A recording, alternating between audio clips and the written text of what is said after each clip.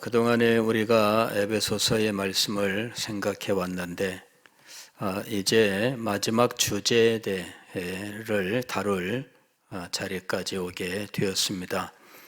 10절 말씀 보면은 끝으로라고 이야기하는데, 이는 이제까지 그리스도인의 삶에 대한 교훈의 제일 마지막이기도 하며, 또 1장부터 말씀했던 에베소서의 전체 메시지의 또 마지막이기도 합니다.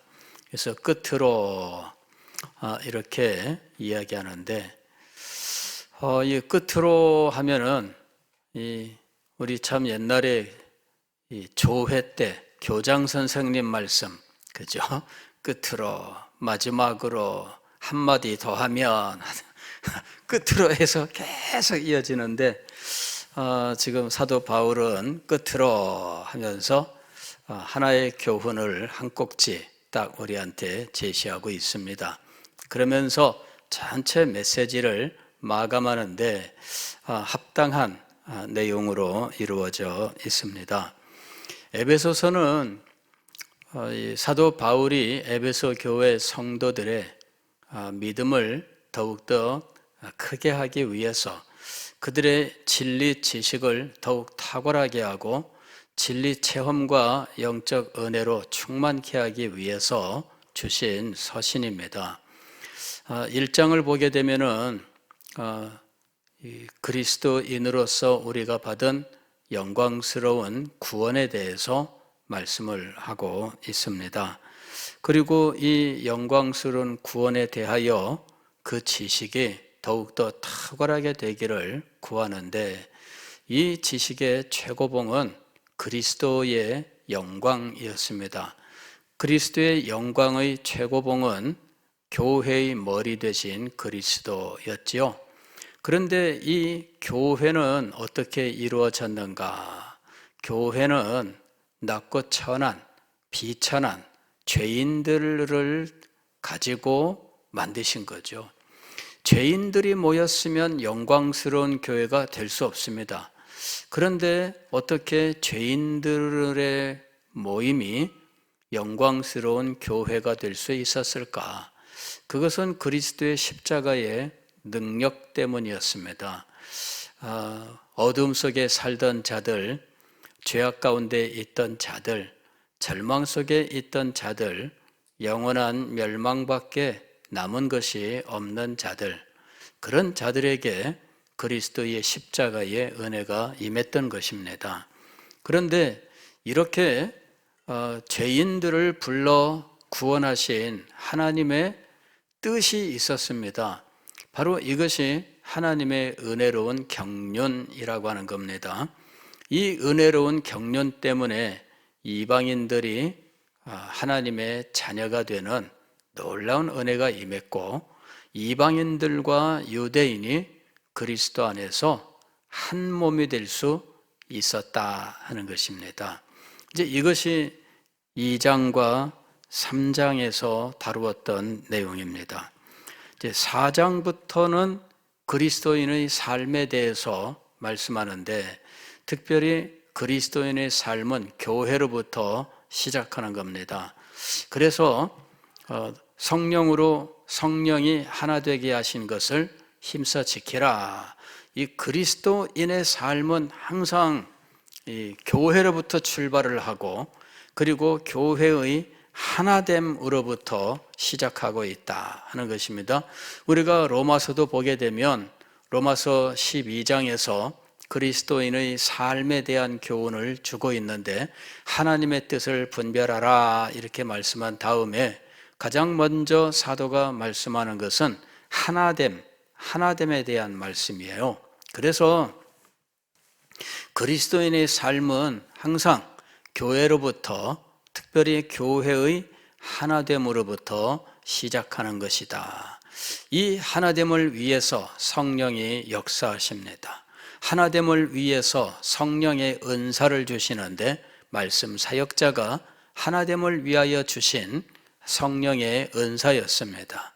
말씀 사역자는 진리를 가르쳐 성도들을 하나 되게 하는 거죠. 성도들이 영적 성장을 이루면서 이제 교회가 성장하게 되는 것입니다. 그 다음에 두 번째로 그리스도인의 삶은 이제 새로운 삶의 새 사람의 삶입니다. 옛사람과 새 사람이 있는데 그리스도인은 새 사람이 되었습니다.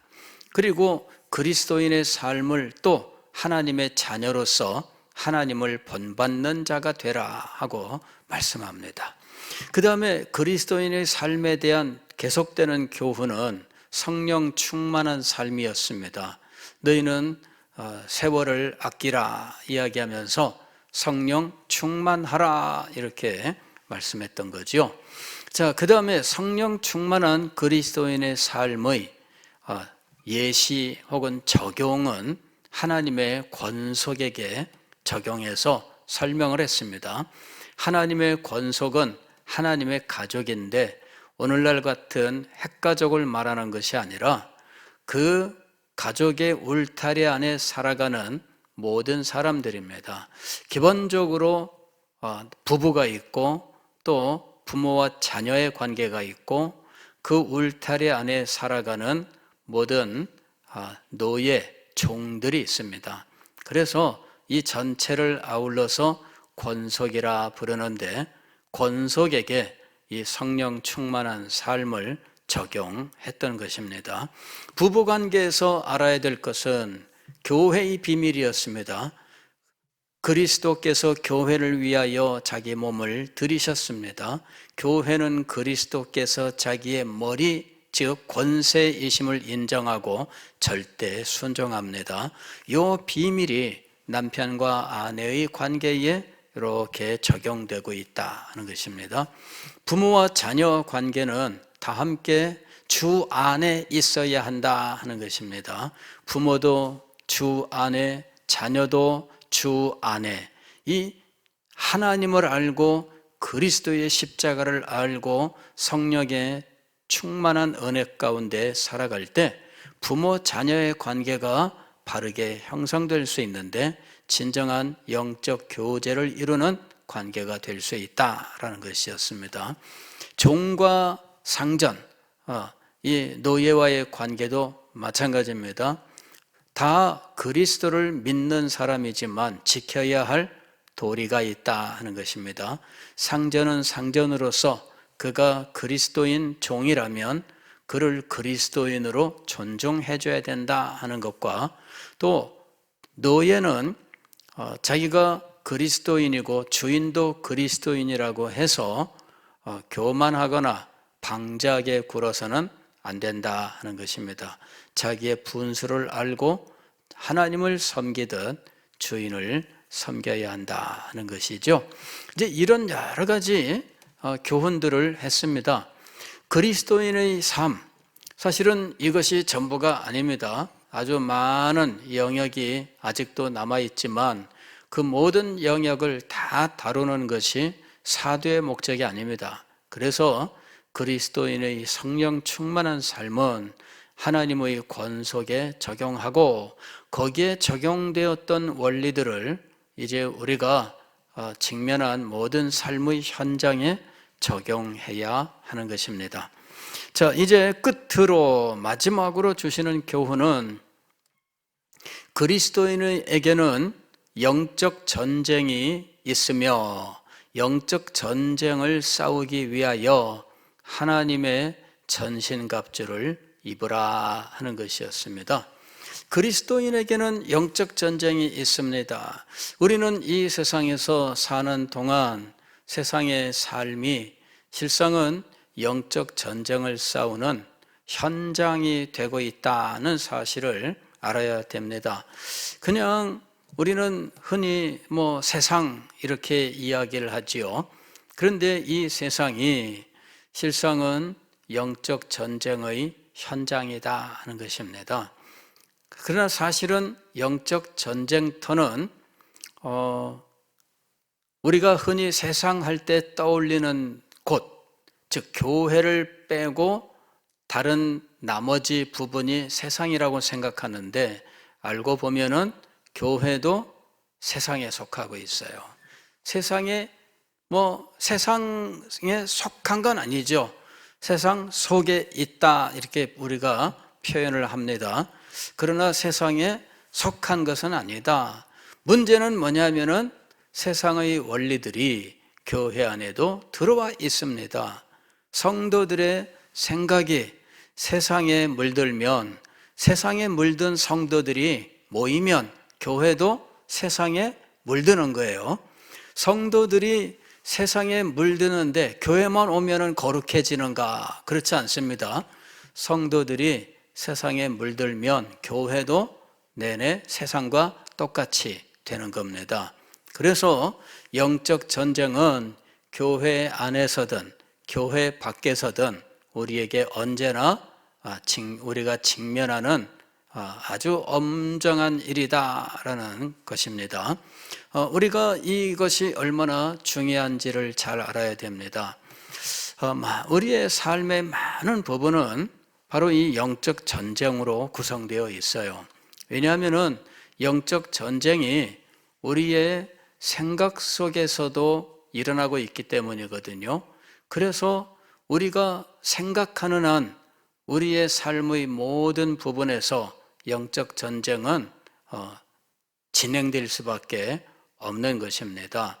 그래서 그리스도인으로서 이 원리를 알지 못하면 우리들이 그리스도인으로 바로 살 수가 없습니다. 그래서 사도는 여기 이 영적 전쟁에 대해서 교훈한 겁니다. 자, 10절 보면 이렇게 돼 있죠. 끝으로 너희가 주 안에서와 그 힘의 능력으로 강건하여지고 마귀의 관계를 능히 대적하기 위하여 하나님의 전신갑주를 입으라. 이거는 군대를 말하고 있는 거예요. 하나님의 전신갑주라고 하는 것은 아주 예스러운 표현이죠. 옛날에 입었던 이 전쟁할 때 군인들이 입는 전투복 이걸 말하는 겁니다. 하나님의 전신갑주를 입으라. 여기 전신갑주라고 하는 것은 전투복입니다. 전투복. 그래서 옛날에 군인들이 어떤 전투복을 입고 또 어떠한 무기들을 가지고 전쟁을 했느냐, 이제 그 시대의 모습이 여기에 나와 있습니다. 오늘날은 전혀 다르겠죠. 오늘날은 전혀 다른데 그러나 이 원리들은 하나의 비유로서 우리에게 주신 일이기 때문에 이 비유를 가지고 이 내용들을 하나하나 살펴가면 원리들을 깨달을 수 있게 되어 있습니다. 옷을 지금 강조하고 있어요. 하나님의 전신갑주, 이걸 강조합니다. 그 다음에 강하여지고 라고 이야기합니다. 이제 이 두 가지는 사실은 군대 가면은 그냥 기본적으로 갖춰야 되는 거예요. 저도 이제 군대를 가보니까 처음 들어가면 며칠 이제 정식으로 훈련 시작되기 전에 며칠 이렇게 대기하는 그 기간이 있습니다. 그때 이제 옷도 다 주고 필요한 것들 다 나눠주고 합니다. 가서 제일 먼저 하는 것이 보급품을 받는 거죠. 보급품은 옷하고 그 다음에 군화, 신입니다. 구두. 이래가지고 이걸 받아가지고 이제 옷을 입어보는 거예요. 어떤 애는 손 이만큼 되면은 바꿔야죠. 이래가지고 군복을 다 입고 저희들 갔을 때는 이 속옷까지 다 줍니다. 그래서 아예 전체 싹 갈아입는 거예요. 속옷하고 양말하고. 그래서 군대 들어갈 때 입고 갔던 것들은 다 싸가지고 이제 그 박스를 나눠줍니다. 그 박스에 다 넣어서 포장 딱 해서 집 주소 써서 이제 내놓으면 그거 이제 다 집으로 오는 거예요.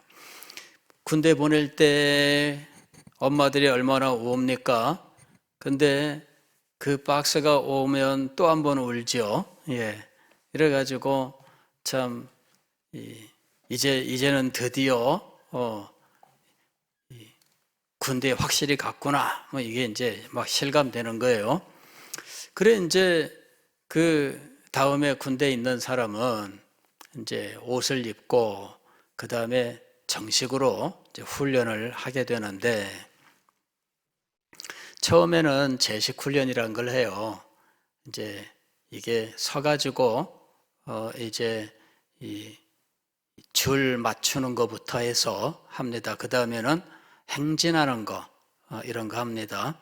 그래 행진시키면은 참 재밌는 사람들이 많아요. 이 발이 손발을 흔드는데 손과 발이 같이 나가는 사람이 있어요. 왼쪽 손 왼쪽 발이 같이 나가고 오른쪽 발이 같이 나가고, 지적당하면은 지적당할수록 고쳐지지 않아요. 예, 점점 더 혼란해져요. 이제 그런 사람들이 있으면 참 재밌죠. 웃기고. 근데 심각합니다. 왜냐하면은 벌을 주거든요. 엎드려 뻗쳐 한 다음에 팔굽혀 펴기 뭐 계속 시킵니다. 엎드려 뻗쳐 팔굽혀 펴기, 엎드려 뻗쳐 팔굽혀 펴기 뭐 이런 거. 그 다음에 또 누워가지고 손발을 들면 배에다 힘주고 이렇게 들고 있는 것도 시키고 뭐 별의별 걸 다 시켜요. 그러면은 정말 힘들거든요.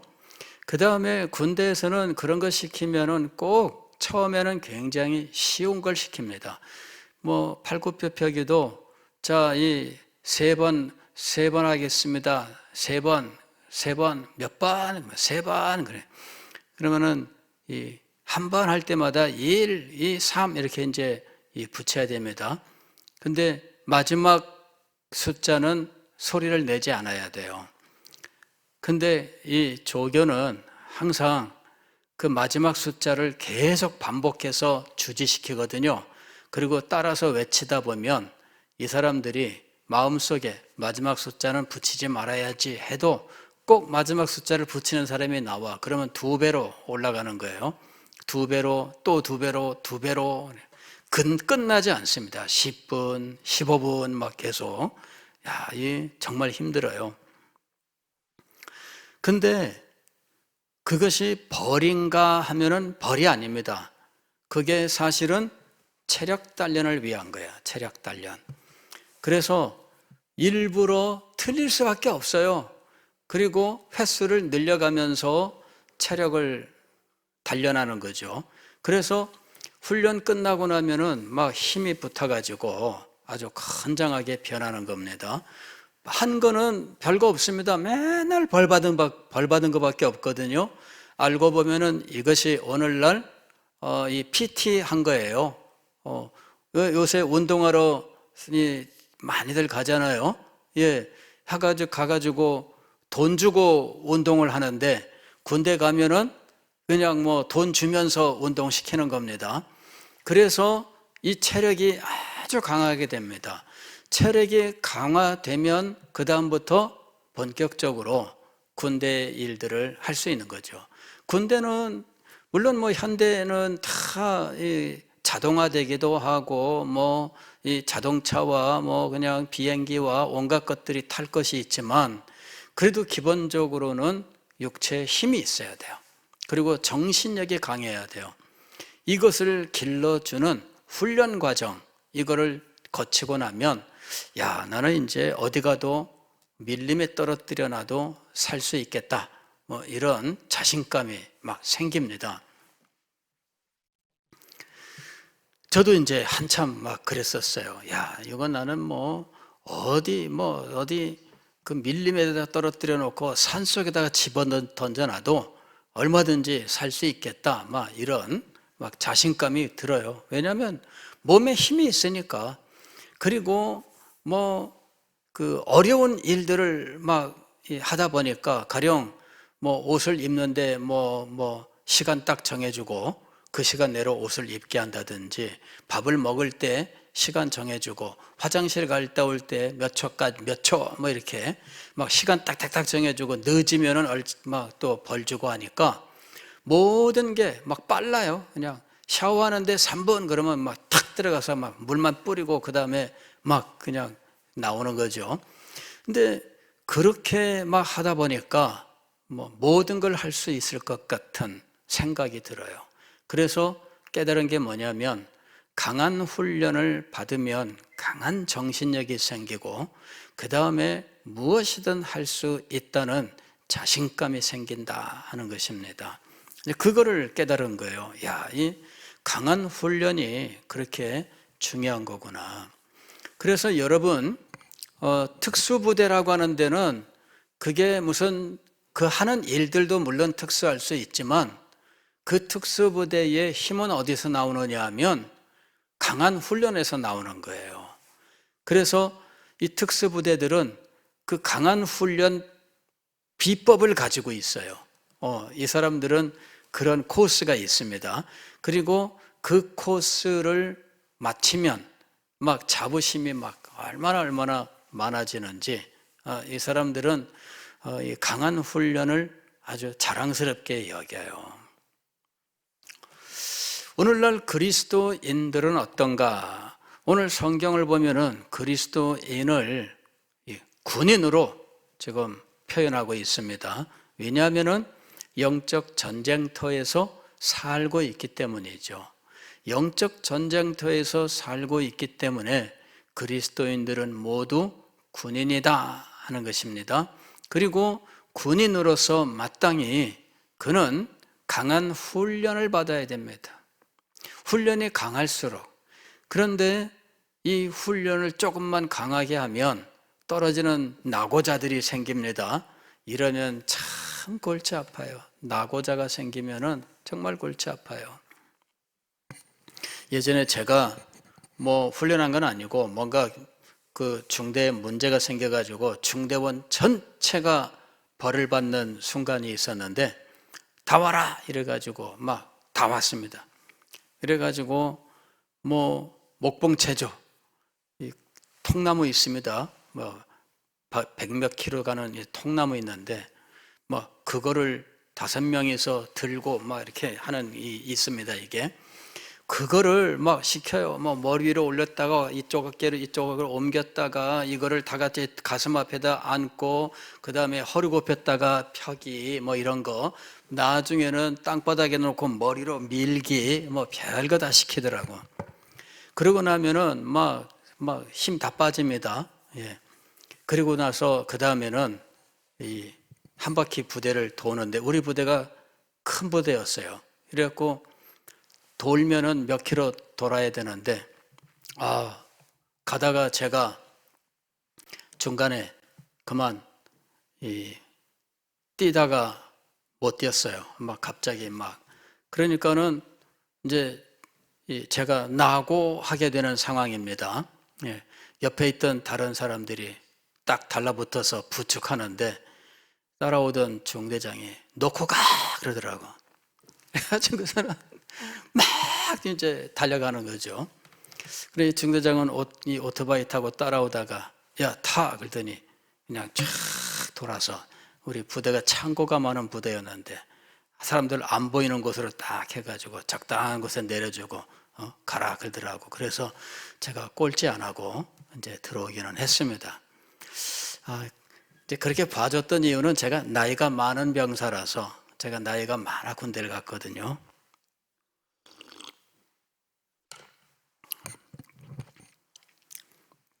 근데 이 낙오 군대에서는 굉장히 엄하게 그리고 굉장히 중요하게 취급을 합니다. 훈련하다가 난 힘들어서 못하겠어요. 이런 거죠.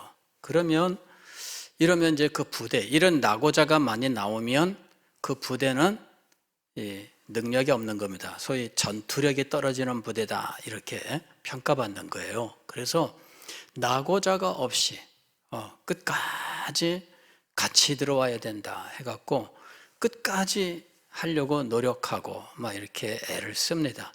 근데 요즘은 그렇지 않다 그래요. 요즘은 아예 시작하기 전에 못할 사람 나와 그러면 우르르 나온다 그래요. 예, 옛날과 다릅니다. 옛날에는 뭐 못 갈 사람 나와 이런 말 안 합니다. 물론 환자들은 뭐 미리 다 파악하지만 못 갈 사람 이런 거 물어보는 것이 없었는데 지금은 물어본다 그러더라고요. 그렇게 해서 그냥 다 빼놓고 그냥 할 수 있는 사람만 해라. 뭐 이제 이런 식이 된다 그래요. 그거 안 물어보고 훈련시켰다가 이 탈라면 당장 문제가 되는 겁니다. 그래서 요새는 뭐 참 옛날과 많이 다르다 그래요. 근데 참 그래도 되나 이런 염려가 좀 듭니다. 왜 그럴까요? 군대 하면 좀 강한 군대가 돼야 되는데 강한 군대는 강한 훈련, 강한 정신력, 이제 그리고 그것을 통해서 만들어지는 강한 체력, 이제 이런 것들이 기본이 돼야 되는데 이제 이런 부분들이 이제 약화된다 이렇게 생각되니까 염려가 되는 거죠. 자, 그리스도인들도 마찬가지예요. 그리스도인들도 군대, 즉 우리가 그 군인이라면 좀 달라야 된다 하는 거죠. 영적인 전쟁에 나가는 영적인 군대라면 우리도 역시 달라야 된다 하는 거죠. 첫째는 강해져야 됩니다. 강해져야 됩니다. 그 다음에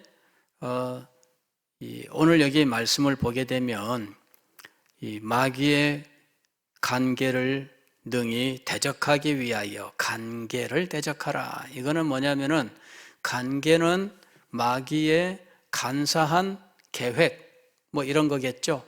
그러니까 마귀의 속임수 뭐 이런 겁니다. 이제 이런 것들을 대적하기 위하여, 즉 분별하고 대적하기 위하여 영적으로 지적인 훈련이 있어야 된다 하는 거죠. 진리 지식이 있어야 된다. 특별히 마귀의 속임수를 분별할 수 있는 진리 지식이 확고해져야 된다 하는 것입니다. 그리하고 그가 드디어 이 군인으로서 옷도, 즉 군복도 제대로 갖춰야 되고 군복에 따르는 여러 가지 뭐라고 얘기될까요? 그 군복에 그 군인들이 이제 무기를 가지기 위하여 착용해야 되는 이런 것들이 있어요. 그런 것들을 제대로 갖춰야 된다 하는 것입니다. 이제 이거를 영적으로 이제 이해하기 위해서 이제 비유를 쭉 들고 있는 겁니다. 자, 영적 전쟁이라고 했는데 왜 영적 전쟁이라고 했는가? 12절 보면 이렇게 말씀합니다. 우리의 씨름은 혈과 육을 상대하는 것이 아니요 통치자들과 권세들과 이 어둠의 세상 주관자들과 하늘에 있는 악의 영들을 상대함이라. 지금 우리가 싸우는 것은 혈과 육을 상대하는 것이 아니다. 이렇게 말씀하고 있어요. 그러면서 통치자들, 권세들 이런 용어들이 등장합니다. 여기 통치자는 세상 통치자를 말하는 게 아닙니다. 또 권세들이라고 되어 있는데 이것도 역시 세상의 이 정치인들을 말하는 것이 아닙니다.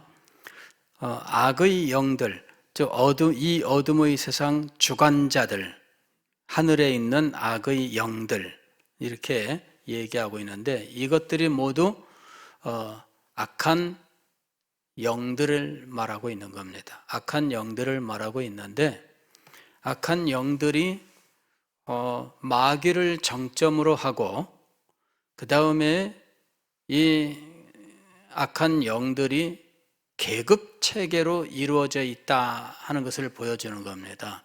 그래서 통치자들, 권세들이라고 하는 이들은 소위 말하면은 고위 귀신이다 이렇게 말할 수 있겠죠. 고위 귀신.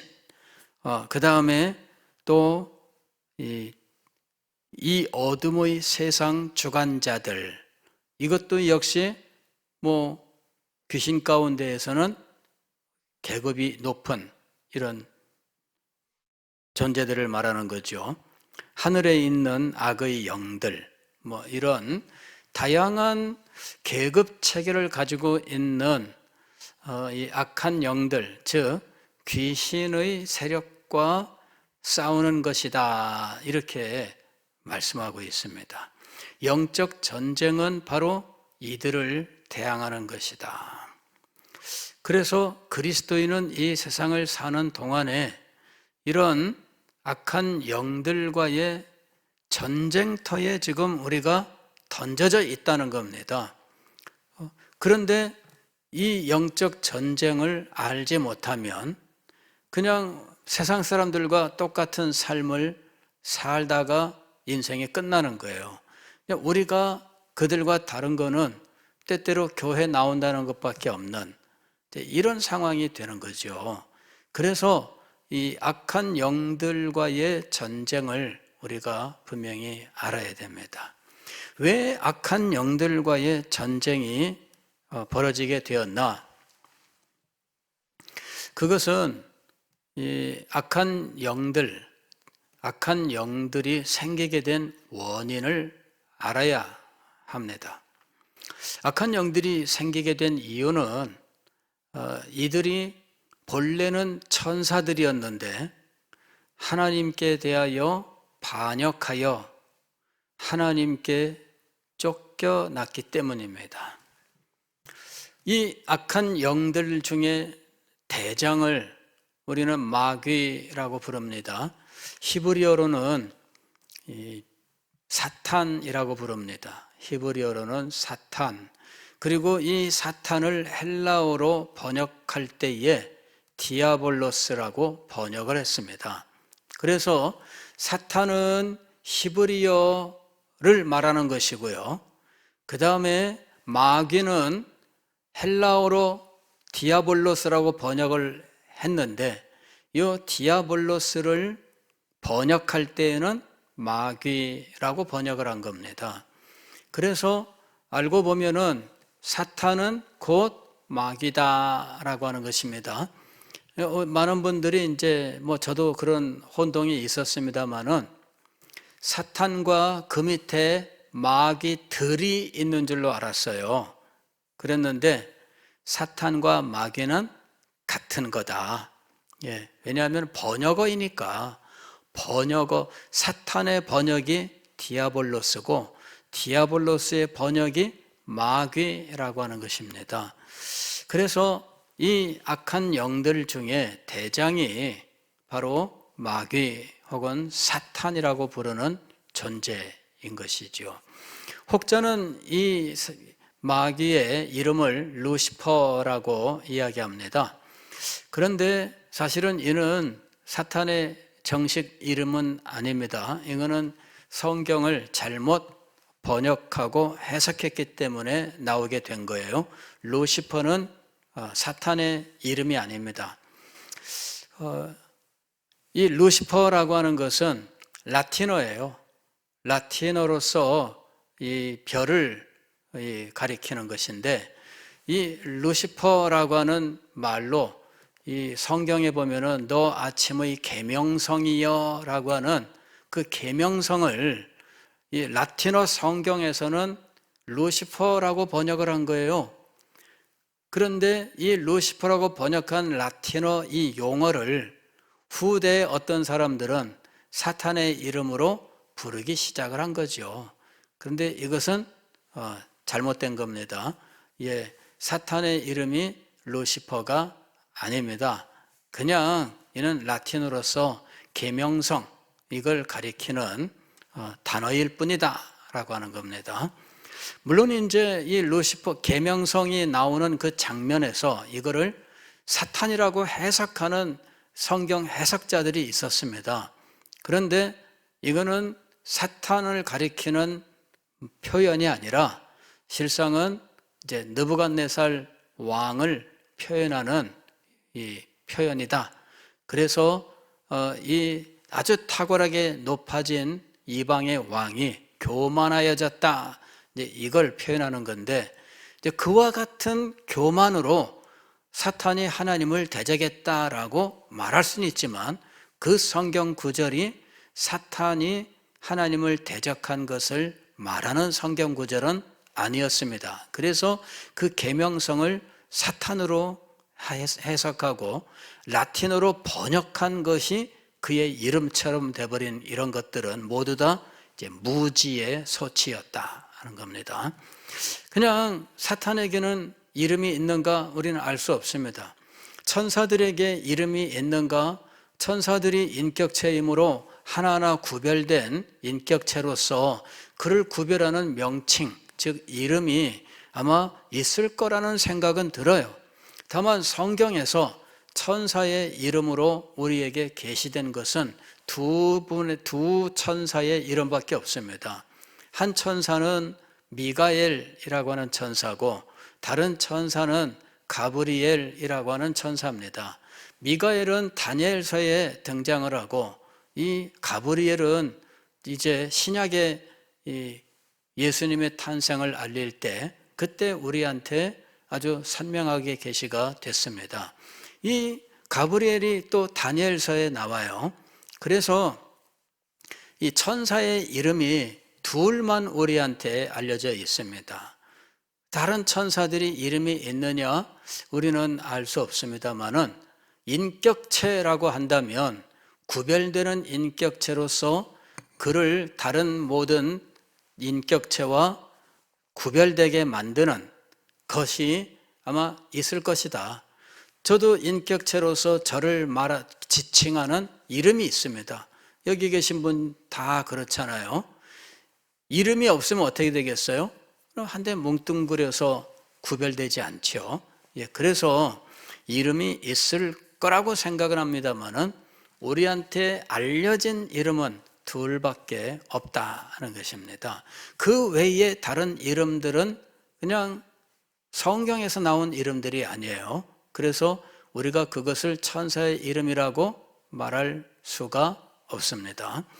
자, 어쨌든 이 천사들이 있습니다.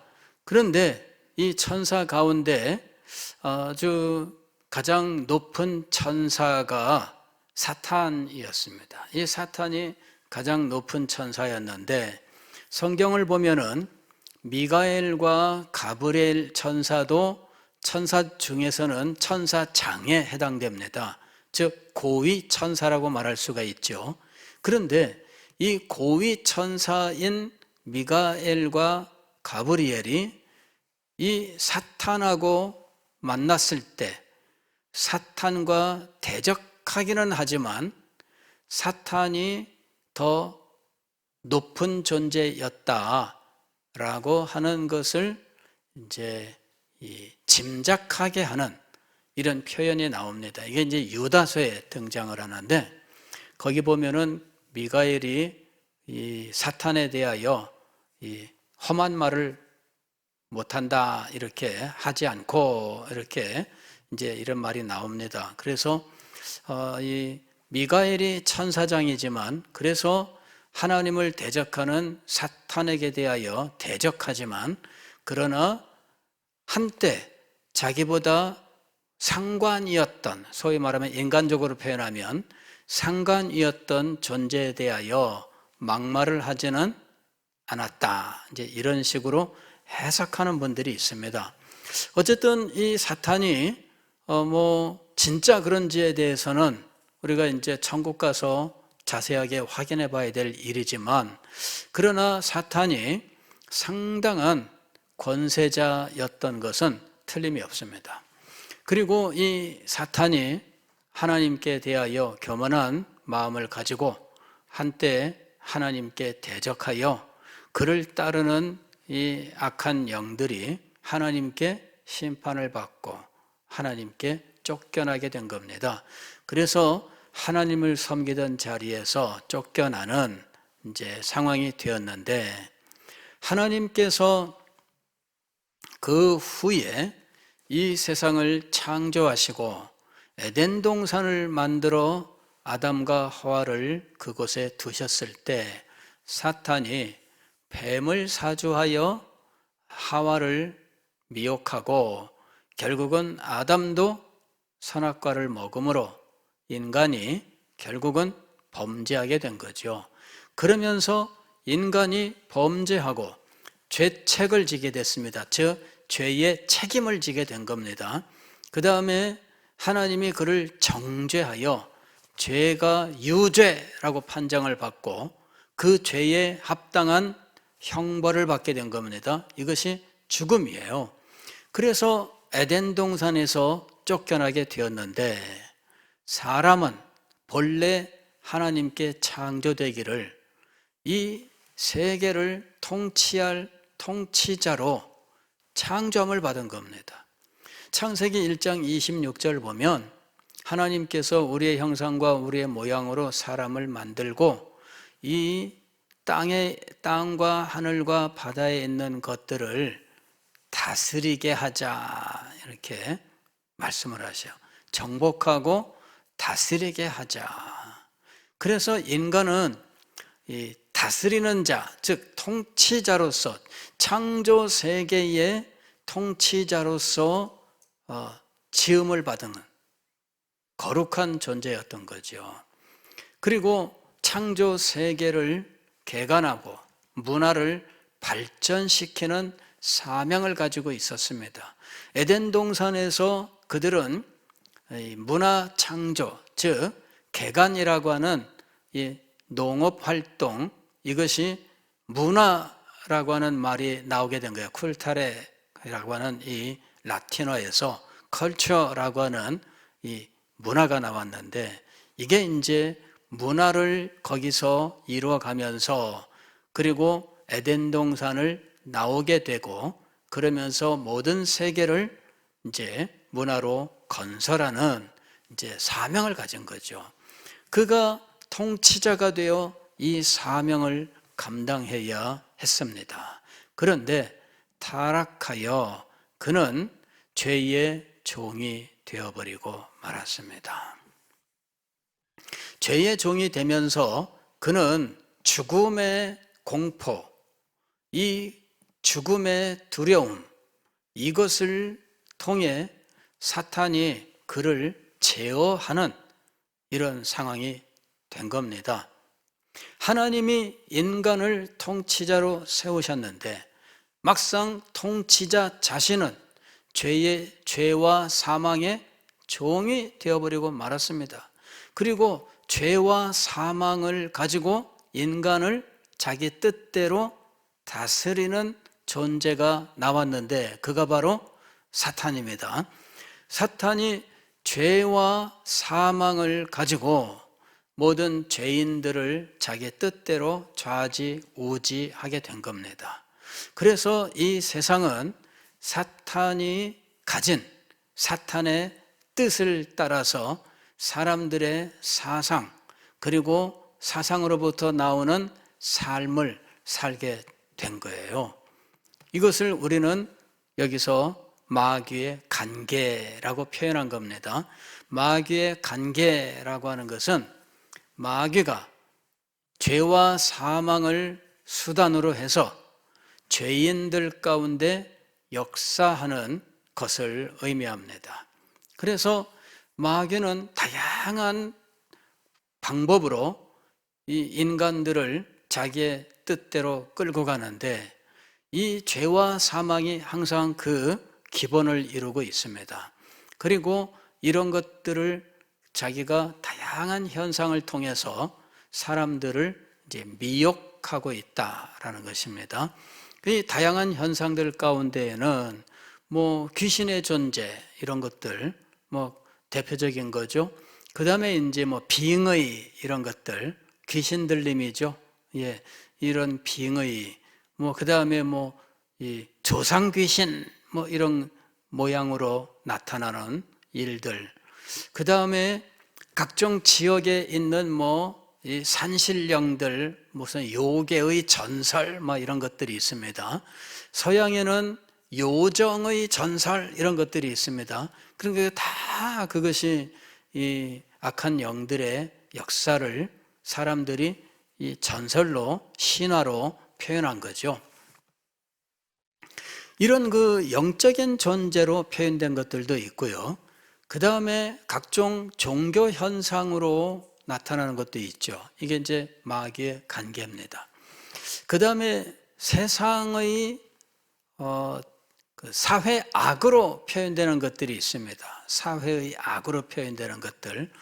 사회의 악에는 도덕적인 것들이 있고, 그 다음에 이 사회의 제도 같은 것들이 있습니다.